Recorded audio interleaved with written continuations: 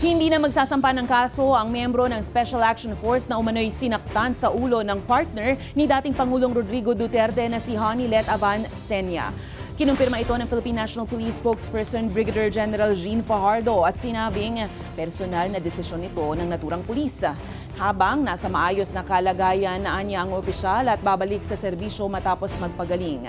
Paparangalan naman ang igagawad sa babaeng pulis bilang pagkilala sa kanyang serbisyo. Magugunitang hinampas umano ni Hanilet ng cellphone sa noo ang babaeng pulis na nagdulot ng malaking bukol sa kasagsagan ng pag-aaresto ng ICC kay dating Pangulong Duterte.